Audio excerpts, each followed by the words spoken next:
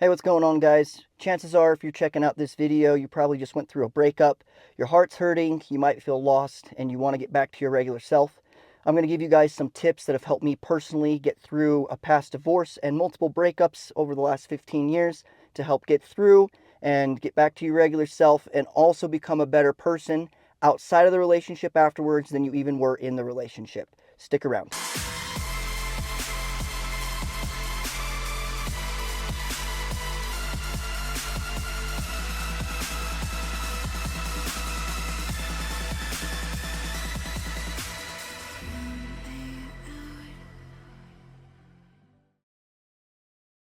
You just went through a relationship and it ended poorly.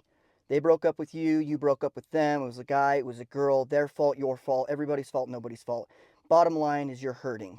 I don't wish breakups on my worst enemy. It really tugs at your heartstrings, and I can sympathize with each and every one of you on a personal level because I have gone through multiple breakups in my lifetime, and every single one hits like a brick wall. Today I'm going to give you 10 tips that if you wholeheartedly commit yourself to, will help you not only get through the breakup faster, but also feel your regular self and come out on top. Starting with that, let's get into number one. Number one, better yourself in every aspect that you possibly can. Now, I understand that that is a very blanket statement, but let's break it down. I'm going to use myself as an example multiple times through this video just because I have a lot of experience with this. I don't know if that's a good or a bad thing. But I've learned through every single breakup and my nasty divorce how to ultimately better myself in different aspects, and that in itself makes me feel whole again. A lot of relationships, at some point, you become somewhat codependent on each other, and if you do, that's okay because that means that you love each other, that you lean on each other, and the longer the relationship lasts, the deeper that connection is going to be, so the harder the cut or the severance is going to be for you. That's not always the case, but a lot of times, the longer the relationship, the harder it is going to be on the person. So, with that, like I said, bettering yourself in every aspect. The first thing that I would do is get your butt in the gym. There's a lot of hormones and there's a lot of endorphins and other chemical things. I'm not a scientist, but I can tell you what, when you start devoting yourself to the gym and getting back into shape, you're not only going to physically start feeling better, but mentally your brain is going to enjoy it. It's going to be a good source or an outlet, if you will, on getting out some of your frustration and anger, and it's a very healthy way to do it. I mean, for me, when I've gone through breakups, I've literally gone for like a set of 10, and on set, rep 11 or rep 12, I'm thinking, man, if I could just hit this one more rep, maybe she would have stayed with me. Now, what you might be thinking is, well, that's obviously not true. Your body and your mind are able to process things while getting your body into motion and get some blood moving, and your brain is actually able to process things better while you're doing that. And you're also going to be speaking about your feelings. Now, we're going to get onto that into step 2 here in just a second. So, step 1 is better yourself in every aspect. Go to the gym, start getting yourself better physically, mentally, and spiritually. I mean, if you're working, which most people are, devote yourself to your work, become the top dog. Whether you're the bottom employee or whether you're in school, devote yourself to the work and become the best that you possibly can be. Outdo everybody else. Don't just graduate. Don't just be an employee that shows up. Be the top of the class. Be employee of the month every single month. I mean, make it so that there's not even a close second person to you. When you start really actually getting yourself involved in these things, you're going to be pushing yourself to those limits, and it's going to help you not only stop focusing on the hurt that is at hand, being the relationship, but you're going to start actually wanting to do more things for yourself. Because maybe you were going to work or bringing home the cheddar for your significant other, but now you're doing it for you. So with that, like I said, better yourself in every aspect, and don't be afraid to get a little selfish with it for a little bit. I'm not saying long term, but if you need to bring it in, bring it close to home, do that. Sometimes you need to be a little bit selfish so that you can get through things yourself. So step number 2, talk about your feelings to yourself. I'm talking go in front of a mirror and lay it all out on the line. Tell yourself how you're feeling out loud. I am tremendously sad. Why am I sad? I am sad because so and so broke up with me. I am sad because I don't feel that I did everything in that relationship that I should. I feel like I'm not enough.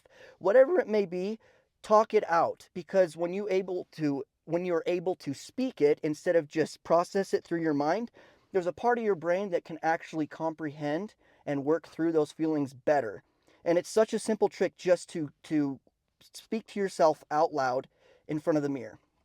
It's going to feel a little awkward at first, trust me, but it works wonders. With that, not only talk about your feelings, but you need to re-image yourself. Chances are you're probably talking to yourself in a pretty negative light, and that needs to change. You can't love somebody else truly, and you can't move on and be ready for the next relationship until you fixed yourself and healed. And with that, you need to learn to re-love yourself. I used to sit and look in the mirror and say I love you to myself, and it's weird because I'm making eye contact with myself in the mirror, and I tell myself I love you. I love you. I love you. You're awesome. You're a hard worker. You're killing it in the gym. I mean, you're a good father. Whatever you got to do to hype yourself up, find that self-love again. And fake it till you make it. I'm serious. The first couple times you're going to be like, okay, this is weird. I don't feel anything. But once you start getting used to doing that, you're genuinely going to wholeheartedly feel and believe that you are worthy of love, and that you are a good person, and that you are able to love somebody else again, and life will move on and get better. Step number 3 is recognize that it takes time. Everybody wants to get through the heartbreak feel as fast as possible, but when you are able to finally recognize and level with yourself that it's going to take time to heal, it gets rid of that weight off your shoulders of I have to fix this right now. Take it day by day. Don't bite off more than you can chew. Take it day by day. Be 1% better today than you were yesterday, and before you know it, you'll be back on your feet and you'll be doing the things that you love, and you'll be back to your regular self. Step number 4, eat healthy. I'm not kidding you. Eat healthy. Cut the alcohol, cut the sugars, cut the unnecessary carbs. This kind of fits in with rule number 1, but you need to start eating healthy so that your brain can start getting the nutrients that it needs in order to recover. I know a lot of people don't think about this, but what you eat correlates to how you feel.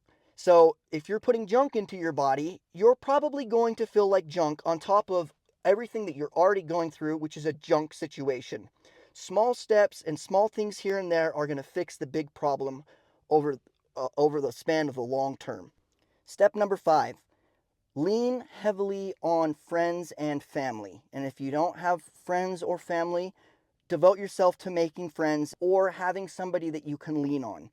When I went through my divorce, I was lucky enough to have a group of friends that were there for me in some of my darkest hours.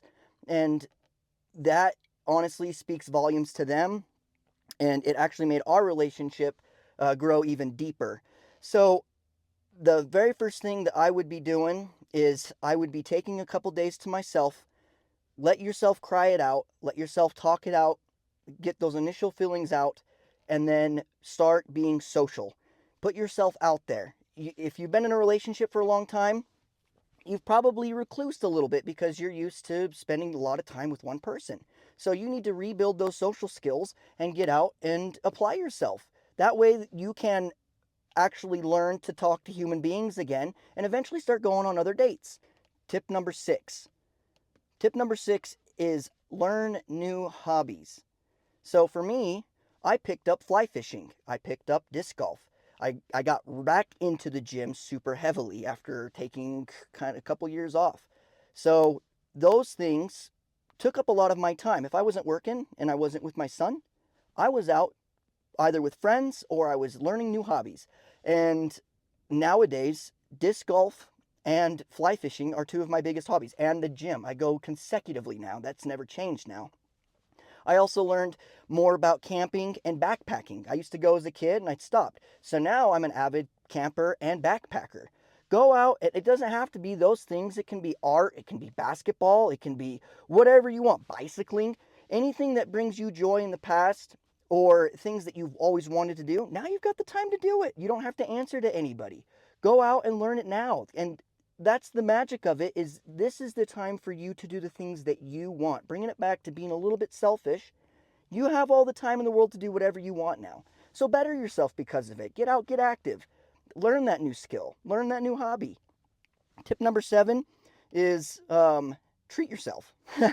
And that's kind of funny because you hear that all the time, but really, treat yourself. If save up some money, buy yourself that bike that you've wanted. Buy yourself that whatever for your new hobby. Treat yourself. Go get some new clothes. I mean, go get a haircut. Make yourself feel good. Because when you look good, you feel good. When you're out doing things that make you feel good, you feel good. And your mind isn't just hopelessly wandering and thinking about the things that could have been. And that brings me into the next tip is stop thinking about the past. There's nothing that you can do about it. It's over and it sucks. And I'm sorry that it's over and that it sucks. But thinking about it is only going to be toxic. It's going to put you in the cycle of what could I have done better, or what is she doing now, or things like that that help nobody. Stop thinking about the past. Think about what you're going to do to get past it and get into the future. You can't move forward if you're constantly looking in the rearview mirror. Stop wondering what they're doing. I'm serious. Stop stalking their social media. Stop texting them. Stop asking their friends what they're up to. Whatever they do is on them now. You don't own them and they don't own you. You guys are broken up and it's time to separate that and let them be their own person and let you be your own person. A saying that I love is karma sees all. We're all going to pay for our actions eventually.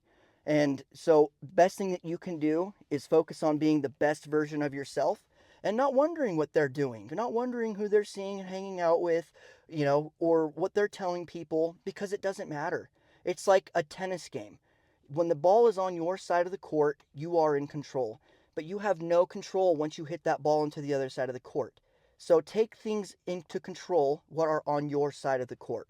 Stop wondering, stop focusing on what they're doing, focus on what you're going to do.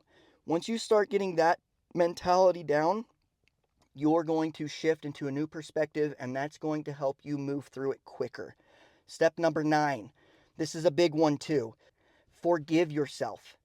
Everybody makes mistakes. Nobody's perfect in a relationship. You need to forgive yourself. You need to understand that you can learn from your past mistakes and that you can move on and become a better person because of it. That's one of the biggest things that you can do realistically is look from an unbiased perspective, like a third person looking in on the relationship, and wonder, what did you do right and what did you do wrong? That way in the future, you won't do it wrong again. Perfect example. In my last marriage, when things started going downhill, I was very controlling. I controlled the finances, I controlled when she went out, what she wore, and that was wrong of me. 100% wrong of me, and I will take 100% accountability for that. So now, in my current marriage, which we've been married 3.5 years, um, I let her do whatever she wants because trust goes both ways, and I understand that if I try and control her, all I'm going to do is push her out of my life. So it was a learning curve for me, but going into the relationship when we very first met, I told myself I'm never going to control what she does. I'm not going to control who she talks to, where she goes, what she wears, if she puts on makeup, yada, yada, yada. And we share a bank account now, and what she wants to spend the money on, within reason, I let her do. Because trust is a two-way street. And if I want trust from her, I have to give trust. And if I want freedom, I have to give freedom. Last step number 10, or tip number 10, is recognize that you will learn to love again. Once you give yourself time to properly heal, there is somebody else out there. We live in a world of, 7 some odd billion people. There's plenty of fish in the sea, man, or girl. There's somebody else out there for you. Focus on healing yourself, focus on getting yourself better, and then you'll find that other person because you will be levels above where you were in the last relationship. I hope these tips helped everybody. I honestly wish you the best. I hope that things get better for you. And like I said, if you wholeheartedly commit yourself to doing these things, it will get easier with time and you will become a better person because of it. It's helped me, and I feel genuinely that I am the best version of myself nowadays because of those breakups and because of the divorce that I went through. And even though it sucks, ultimately at the end of the day, it was necessary, and then I'm glad that it happened. I appreciate you guys checking out the video. If I missed anything, feel free to add more into the comments of what has helped you guys, and I'll catch you in the next one.